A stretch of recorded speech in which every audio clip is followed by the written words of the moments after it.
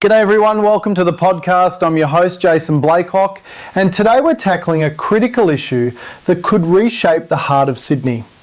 Joining me is my dad, Graeme Blaiklock. How are you, Dad? Hi Jason. I'm deeply concerned about what's unfolding in our city.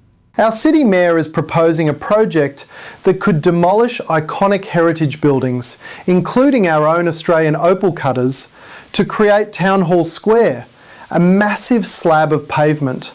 The City of Sydney expects us to quietly accept this, but we can't let that happen.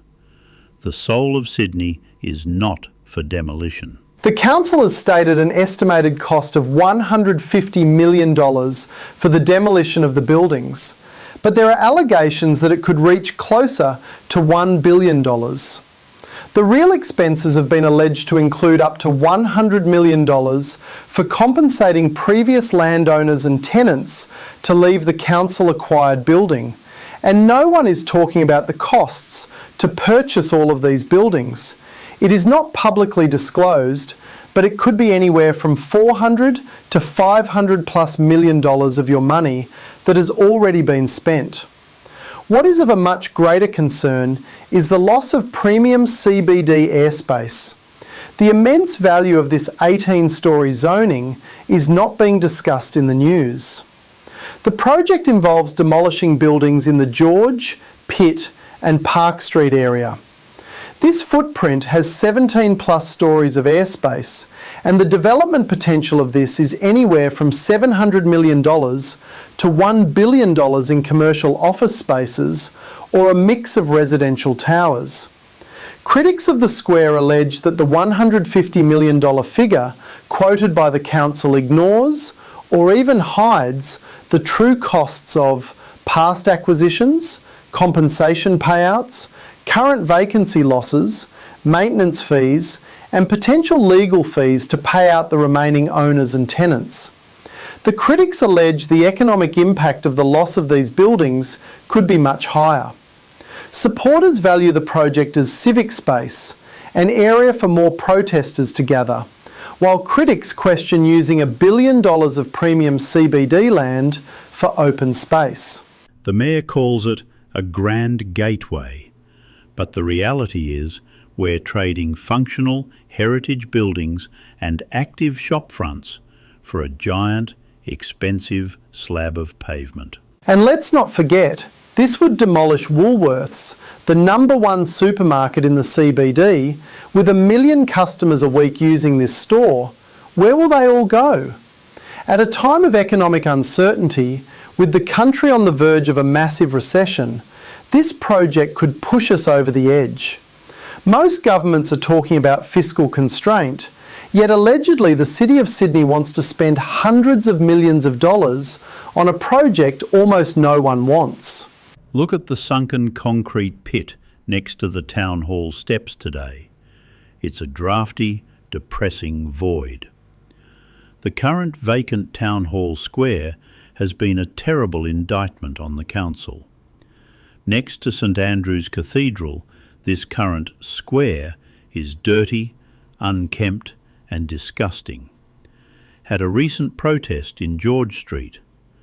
The police allegedly actually caught and off the current Town Hall Square to St Andrew's Cathedral and wouldn't let protesters anywhere near the council buildings or have any use of that space to protest. So it is actually a real concern to think that council would intentionally make more space for more potentially violent protests. If the Mayor gets her way, we're not getting a world-class plaza. We'll just have a wasteland with lost businesses, lost services and lost employment, more homeless gathering and more e-bikes parked all over the area. And before the bulldozers move in, there's a story the City of Sydney is allegedly trying to bury. It's a story of experts being ignored, financial warnings being silenced, and a sudden, desperate rush to build a mayoral legacy at any cost.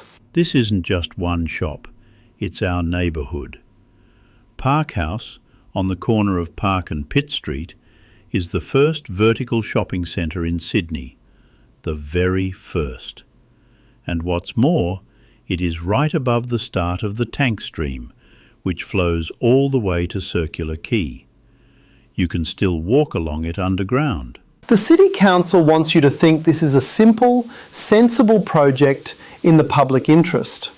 They are wrong. This is the calculated destruction of a well-established community of businesses, shoppers and employees. Allegedly, the Lord Mayor's office claims the proposed square is for the people. But when we talk to those who live, work and pay rates here, they tell a different story. And please remember that the original location for this proposed square decades ago was the Queen Victoria Building Council actually wanted to demolish the Queen Victoria building for an original plan for a square. Can you imagine what we had have lost if people like you hadn't have stood up and stopped this madness? Why should ratepayers bankroll the demolition of functioning shops and services to create yet another space for protesters and in the CBD? We need your help to stop this. Your signature on our petition is the only thing standing between bulldozers and our history. We have to protect these buildings that represent decades of hard work and community spirit. It's about preserving the stories and memories of generations. We owe it to those who came before us and those who will come after. So folks, please check out the petition in the description and lend your support. We need every signature to save our heritage and protect our community in these challenging times.